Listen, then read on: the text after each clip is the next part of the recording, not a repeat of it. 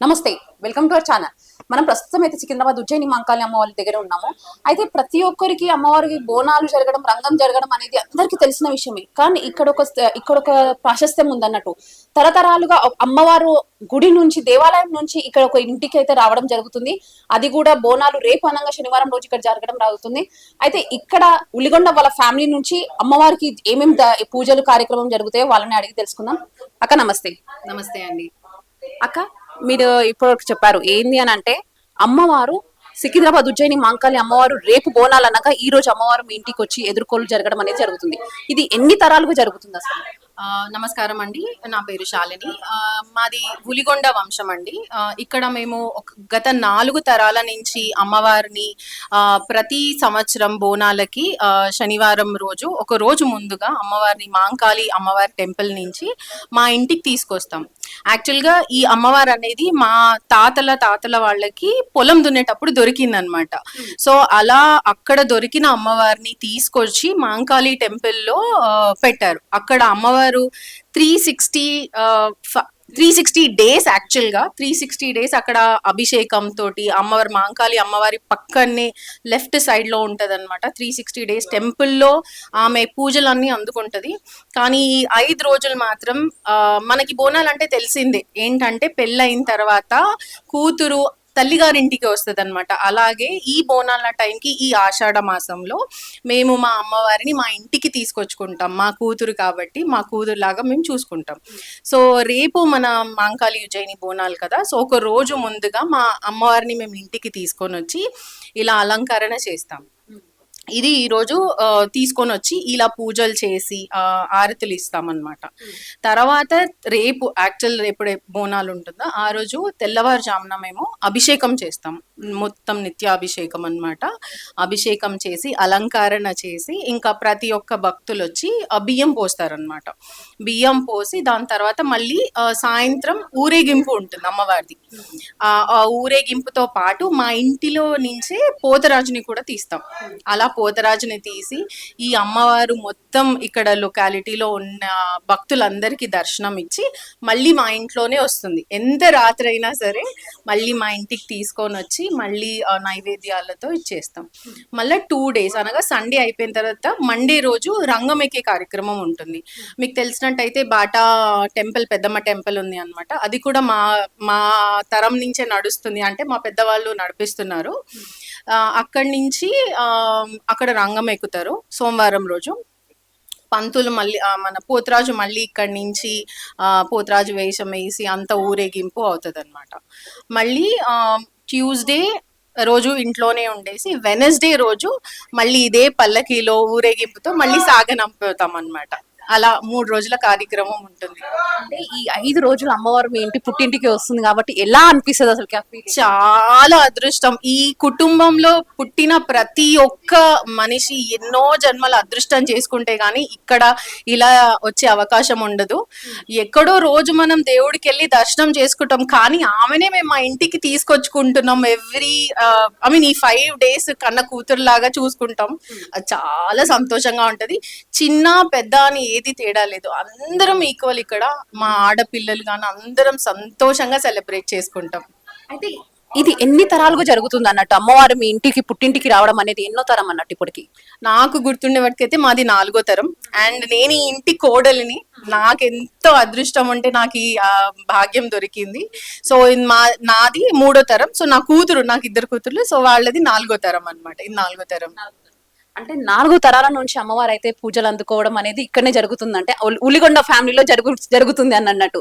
అంటే మీ తరం కన్నా ముందు వాళ్ళు కూడా ఇలానే చేసే వాళ్ళ బోనాలు? ఇంకా బాగా. అంటే అప్పటికి టెక్నాలజీ లేదు, ఇంత అవగాహన లేదు, ఏమీ అడ్వర్టైజ్మెంట్ లేదు, కానీ అదే భక్తితో అదే శ్రద్ధతో ఇదే ఇంట్లో మా మామయ్య వాళ్ళు, వాళ్ళ బ్రదర్స్ వాళ్ళందరూ కలిసి ఇంతే భక్తి శ్రద్ధలతో చేసుకున్నారు.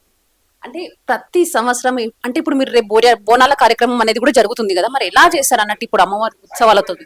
సో మా ఇంటి నుంచి బోనం అనేది తీయము, కానీ ఈ అమ్మవారిని ఇప్పుడు అలంకరణ మనం అనుకుంటాం చిన్నదే అనేసి, కానీ ప్రతి ఒక్కటి ఒక అభిషేకము, గుడిలో ఎలాగైతే అభిషేకం చేస్తారో అలా అభిషేకం చేసి అమ్మవారికి అలంకరించి మేమే కట్టిస్తాం అన్నమాట. మేమే అలంకరణ చేస్తాం. చేసిన తర్వాత ఇలా ఇవన్నీ పెట్టేసి మళ్ళీ బయట కూర్చోబెడతాం, ఎందుకంటే అందరూ లోపల రావడానికి కష్టం అవుతుంది కాబట్టి అలా బయట కూర్చోబెడితే ఎక్కడెక్కడి నుంచో ఈ 4 తరాల ఫ్యామిలీస్ వాళ్ళు కూడా వస్తారు.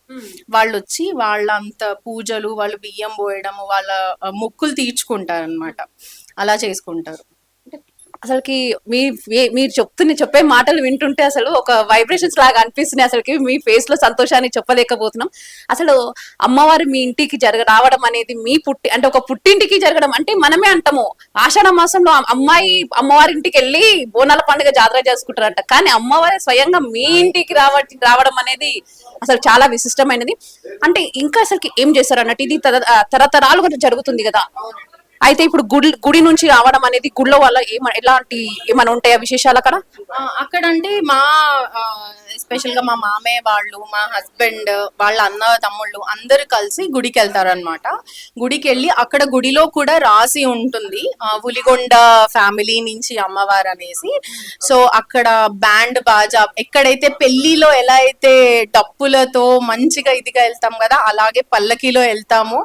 అలాగే పల్లకిలో మేము అమ్మవారిని తీసుకొని వస్తాము. అక్కడ గుడి వాళ్ళు కూడా చాలా సహకరిస్తారు. ఉలిగొండ ఫ్యామిలీ నుంచి వచ్చాము అని మేము దర్శనంకి వెళ్ళినా కానీ కూడా వాళ్ళ తరఫున మమ్మల్ని దర్శనం కూడా చేయించుకొని ఇస్తారు. మంచి సహకారం అయితే ఉంది టెంపుల్ నుంచి. అయితే ఇప్పుడు చెప్పారు 4 తరాల నుంచి అమ్మవారు అయితే ఇక్కడ పూజలు అందుకుంటుందని చెప్పారు కదా, మరి అందరు ఫ్యామిలీ మెంబర్స్ అందరు వస్తారు అని అంటున్నారు. అందరు ఇక్కడనే ఉంటారా? ఎక్కడ ఉంటారు అసలు? లేదండి, ఇక్కడ ఇండియాలో చాలా తక్కువ. అంటే ఉన్న వాళ్ళు ఇక్కడ యుఎస్, ఆస్ట్రేలియా, దుబాయ్, ప్రపంచంలో ఎటు ఏ మూలలో ఉన్న ఫ్యామిలీ మెంబర్స్ ఈ పండుగకు అందరు కలిసి వస్తారు. అటు కూతురులు, కొడుకులు, మన్మరాన్లు, కొడుకులు కూడా.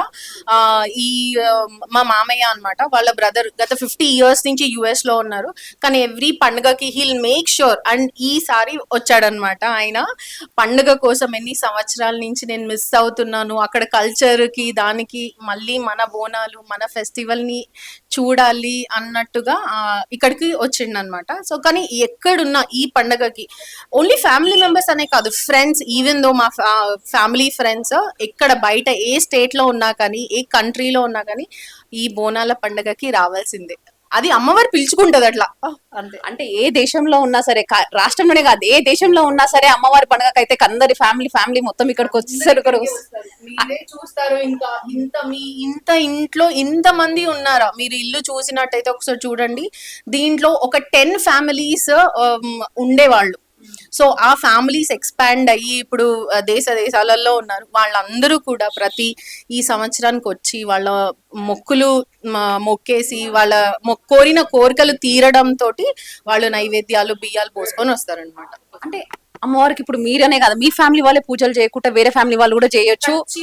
ఖచ్చితంగా ఇక్కడే కాదు, ప్రతి ఒక్క ఈ లొకాలిటీలో వాళ్ళు పుట్టి పెరిగి వాళ్ళ పెళ్లిళ్ళయి ఉన్నారు కదా, వాళ్ళ మన్మరాన్లని వాళ్ళు కూడా తీసుకొని వచ్చి బియ్యం వస్తారు.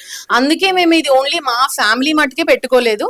బయట మేము అమ్మవారిని అలంకరించిన తర్వాత బయట పెడతాం అనమాట, మా గుమ్మంలోనే. కానీ ప్రతి ఒక్కరు ఇక్కడ ఈ అమ్మవారి గురించి తెలిసిన వాళ్ళు కూడా వచ్చి ఇక్కడ బియ్యం వస్తారు. ఇంకా రంగం ఎక్కుతుంది కదా, తను కూడా అక్కడ మాంకాళి టెంపుల్ లో రంగం ఎక్కి పూజ చేసిన తర్వాత ఖచ్చితంగా మళ్ళీ ఇక్కడ తిరిగి వచ్చి ఇక్కడ అమ్మవారిని దర్శనం చేసుకొని వెళ్తుంది.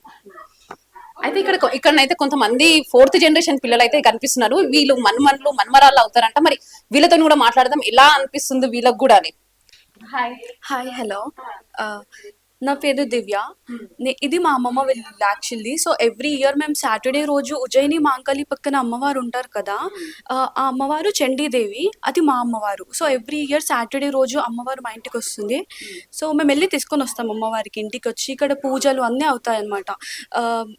సాటర్డే రోజు అమ్మవారి ఇంటికి వస్తుంది. అండ్ సండే రోజు పలారం బండి తీయడం కానీ, పోతురాజు అంతా మా ఇంట్లోనే రెడీ అవుతుంది. సో మేము చాలా బ్లెస్డ్ అండి, ఇది మా అమ్మమ్మ వాళ్ళ ఇంట్లో జరుగుతుంది కాబట్టి. అండ్ ఇంకా మేము చాలా ఎంజాయ్ కూడా చేస్తాము. లాస్ట్ ఇయర్ లండన్ లో ఉంది, మిస్ అయింది బోనాల పండుగ. ఈ ఇయర్ ఖచ్చితంగా నేను ఉండాలి అన్నట్టుగా ఉంటుంది. లాస్ట్ ఇయర్ నేను మిస్ అయినా. సో ఈ ఇయర్ అన్న అటెండ్ అయ్యి ఎంజాయ్ చేస్తాము, అమ్మవారి బ్లెస్సింగ్స్ తీసుకుందామని చెప్పి ఇక్కడే ఉన్నాము. ఓకే, ఇక్కడనైతే చిన్న బాబు ఉన్నాడు, మరి ఇక్కడ అడుగుదాము. హాయ్. ఎలా అనిపిస్తుంది మరి ఇక్కడ? ఇక్కడ ఎవరైతే బల్కంపేట్ పోతరాజు పవన్ అన్నమాట, ఆయన వాళ్ళ ఫాదర్స్ తరం నుంచి మా ఇంట్లో పోతరాజు వేయడం స్టార్ట్ అయింది. సో వాళ్ళ ఫాదర్స్ తర్వాత వాళ్ళ సన్స్ కాబట్టి వాళ్ళు ఆ లెగసీని కంటిన్యూ చేస్తున్నారు అనమాట పోతరాజ్ అనేది. సో ఆయన సండే రోజు ఇంటి నుంచి పోతరాజ్ వెళ్తారు, మళ్ళీ బలి అనేది మండే రోజు ఉంటుంది కదా, అది కూడా ఆయన చేస్తాడనమాట, అది కూడా పొద్దున ఉంటుంది. సో ఈ సికింద్రాబాద్ అన్నప్పుడు పవన్ మాకు పోతరాజు లాగా వాళ్ళ ఫ్యామిలీ కంటిన్యూ అవుతుంది.